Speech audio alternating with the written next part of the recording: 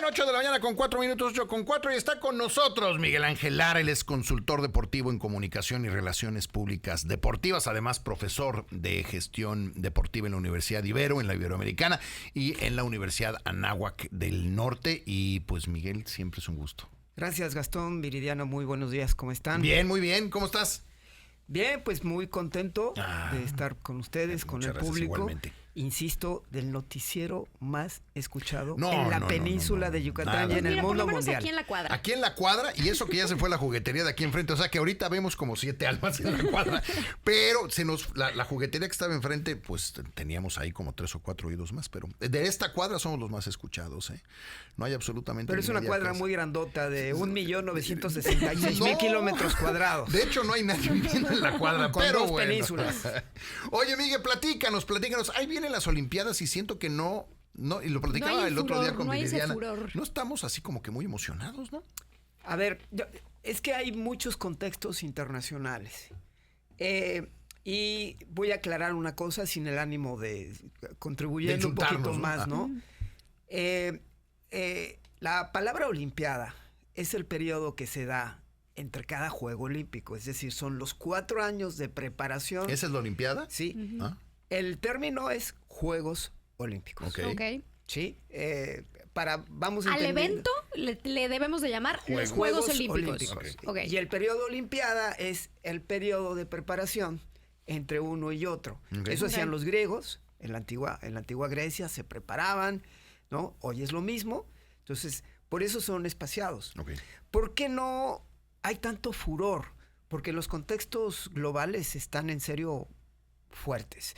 Tenemos por ahí activas en este momento 6, 7 guerras intestinas en África, el conflicto Ucrania-Rusia, el conflicto Israel-Gaza, ahora Irak, ¿no? Y todo este panorama geopolítico hace que los Juegos Olímpicos o el evento se vea desde diferentes ángulos. ¿Sí? Perdón por lo que voy a decir. No. Es un evento pornográfico. ¿Por qué pornográfico? Porque se ve todo desde todos los ángulos. ¿Sí? ¿Eso significa pornográfico? Espero que no. Bueno. Digamos que burdamente. Burdamente, ¿no? Es un término, pero sí es muy importante entender cuál es el valor de los Juegos Olímpicos. Que ya no es un entorno de paz. Es un entorno de muchísimos contextos, los cuales hay que entender.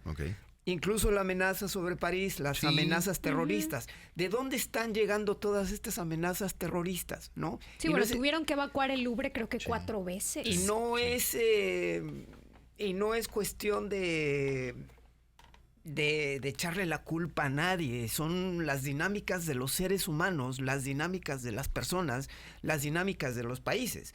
Hay muchos parisinos, particularmente, que le están echando la culpa a la migración. De las amenazas que están pasando sobre París. Entonces, París es una ciudad multicultural. Toda la vida lo ha sido, desde su fundación. Llegaron vikingos, llegaron celtas, ¿no? Llegaron asiáticos, llegaron muchos norafricanos. En fin, siempre ha sido París, toda su historia, una ciudad multicultural. Bueno, la selección francesa de fútbol en el Mundial, prácticamente todos eran de ascendencia africana. Es multicultural y multireligiosa. Cuidado, sí. ¿No? Entonces es una situación con las cuales hay que aprender a lidiar. Entonces los Juegos Olímpicos están rodeados de muchísimos contextos globales. ¿Sí? Pero es muy importante entender el valor, ¿no? del mega evento. Porque hay mega eventos deportivos. Escuchaba el otro día al buen Miguel Cocomban, que le envió un gran abrazo. Nuestro Miguel. ¿No?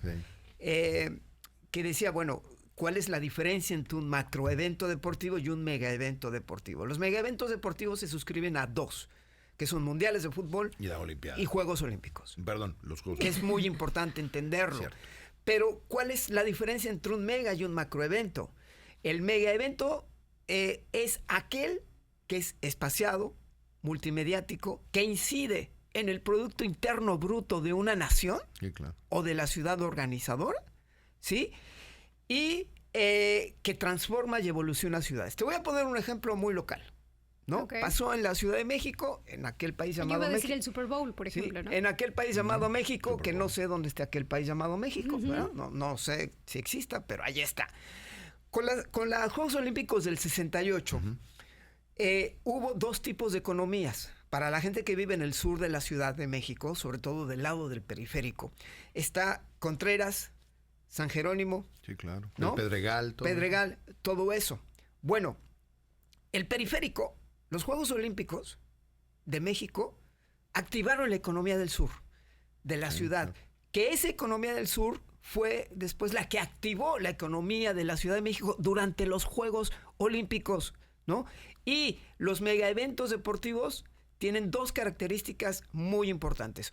Uno, los impactos, que puede ser el impacto económico, que puede ser el impacto financiero, que puede ser el impacto demográfico, que puede ser el impacto ambiental, ¿no?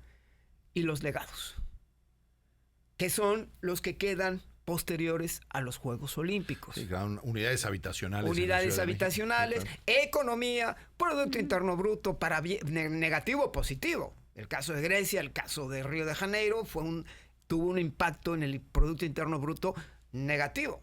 Y le perdieron, ¿No? Y estamos hablando de una época. Los megaeventos deportivos, espacialmente y temporalmente, yo los dividiría en una taxonomía, ¿sí? En 4 momentos. El primero, 1896 a 1960, donde fueron Juegos Olímpicos y organizaciones lineales muy complejas entre sí, ¿sí? Porque siempre ha habido una complejidad con el asunto de 1936. ¿Hitler?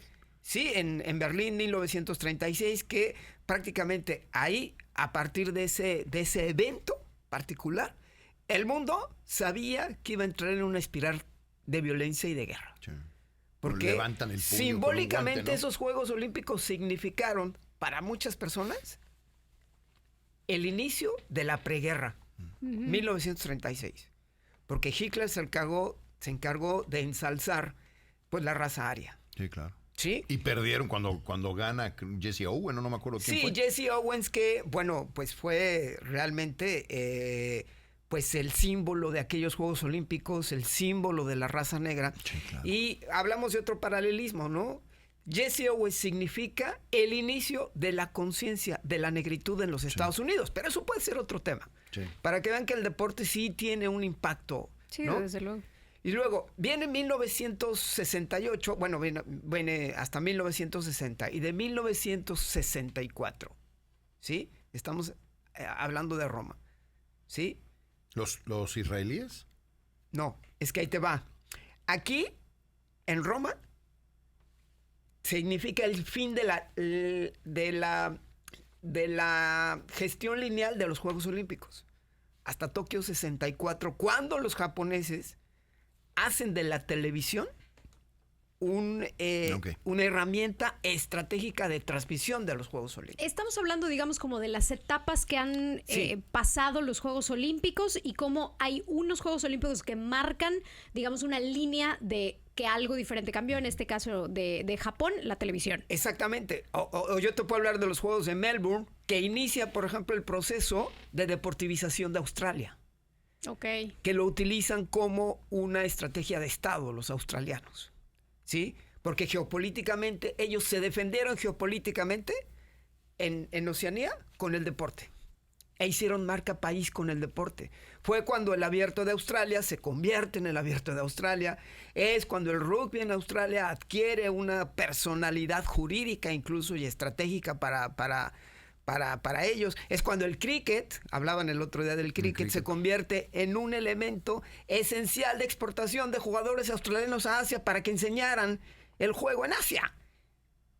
Entonces, cada Juego Olímpico marca, pero 64 marca el inicio de la televisión. Viene 68, un año en que asesinan a Kennedy, un año en que asesinan a Martin Luther King. Bueno, el 69, ¿no? Kennedy, 63, ¿no? 63 no, matan a Kennedy. A Robert. Ah, ok. A Robert F. Kennedy, al hermano, y a Martin Luther King. O sea, 2 asesinatos, ¿sí? Primavera de Praga. ¿sí? En China que estaba encerrada, pues el Ejército Rojo empieza a tomar, ¿no? A través de Mao Zedong, digamos, el control de China. ¿Los Juegos Olímpicos de París marcan, o sea, tienen un diferenciador tan importante como los que nos mencionas, o simplemente van a pasar a la historia como un lapso de olimpiadas para llevarnos de ave? Antes de llegar a los Juegos Olímpicos de París, me voy a ir a 1972. Cuando marca, y aquí hay una conexión, el terrorismo como lo conocemos la crisis con los israelíes. ¿Sí? Donde pues la OLP toma la Villa Olímpica, no había los modelos de seguridad que había, Alemania le estaba pidiendo perdón al mundo, ese era el contexto alemán, a través del deporte. Eran simbólicos, y sucede lo que sucede en Múnich 72. Posteriormente hay una persecución de Golda Meir sobre quienes lo hicieron. Desgraciadamente fallecen 13 atletas israelíes, y digo, siempre es una desgracia, pero marca el inicio del terrorismo como lo conocemos. ¿En dónde? En un mega evento global donde tienes toda la atención, y ahí es donde empezamos a tener una definición de terrorismo en unos Juegos Olímpicos. Fíjate la importancia. ¿Cómo lo conectamos ahora con París? Lo conectamos a través de todos estos procesos de terrorismo, de bioterrorismo, de violencia simbólica, ahora con procesos de género políticos. Es muy importante entenderlo, pero hoy estamos en una hipermediatización muy fuerte, porque esta hipermediatización está permitiendo que todos esos procesos que se fueron gestando desde el 72 estén relacionados con París 2024. ¿Cuál es el mayor temor en este momento para París? El terrorismo. Sí, pero claro. ¿Cuál ha sido, sí, lo que ha venido gestando la taxonomía de estos juegos o la configuración de estos juegos?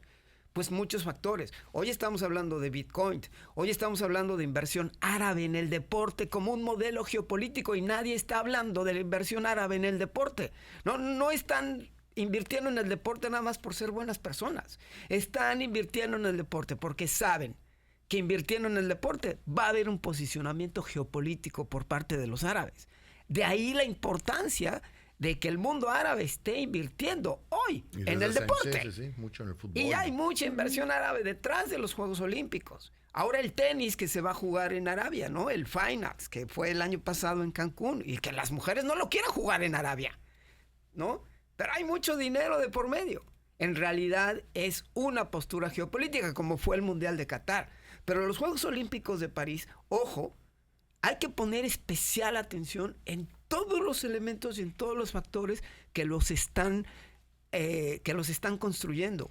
A mí me llama mucho la atención. Yo no pensé que apenas estuviéramos en el 2024 en los primeros Juegos Olímpicos paritarios, es decir, que exactamente la mitad de los atletas sean hombres y exactamente la mitad fueran mujeres. Así es, que es muy importante, y eso te habla de una evolución, pero también donde el Comité Olímpico Internacional ha puesto especial atención en eso, ¿sí? Hoy... o sea, antes eran mayormente hombres, asumo. Sí. ¿Cuál sería la razón? La razón son las políticas de género. Los países también, y el Comité Olímpico Internacional tiene una dirección de género que es muy importante, y esto ha dado pie a que esta parentalidad, ¿no?, se lleve a cabo durante los Juegos Olímpicos. No hay que olvidar que hay grandes atletas mujeres, por Dios. No, sí, pero mi pregunta es, si siempre han habido categorías, o sea, hombres compiten contra hombres, mujeres compiten contra mujeres, ¿cómo es que antes no era paritario? Yo supongo que por los mismos países no apoyan igual a las mujeres que a los hombres, entonces probablemente no recibían el mismo apoyo y era mucho más difícil. Y hay una cuestión religiosa también por parte de los países de los árabes, también, claro, musulmanes, ¿no? Y eso también se refleja en los Juegos Olímpicos. Es brutal, diría un buen amigo, es bestial hacer unos Juegos Olímpicos. Sí, claro. Imagínense unos Juegos Olímpicos en toda Centroamérica. Sí, no. No hay forma. No hay dinero. No hay dinero. Es una cosa verdaderamente impresionante, ¿no? Sí, nos vamos a tener que ir, Miguel. Oye, bueno, pues a ver si podemos seguir platicando de París conforme se acerque. Podemos platicar, hay muchas cosas porque hay muchos elementos los cuales hay que pensar. Sí. Y sobre todo hablar de estos mega eventos deportivos o macroeventos deportivos que sí están marcando diferencias. Y los Juegos Olímpicos de París sí son muy importantes, sobre todo para entender lo que está pasando alrededor. A través del deporte se puede entender el mundo y a través de estos mega eventos también. Miguel, muchísimas gracias. A ustedes, muchas gracias. Oye, ¿tienes alguna red social donde te podamos seguir? Sí, es muy rara, casi no exequeo o tuiteo, ¿no?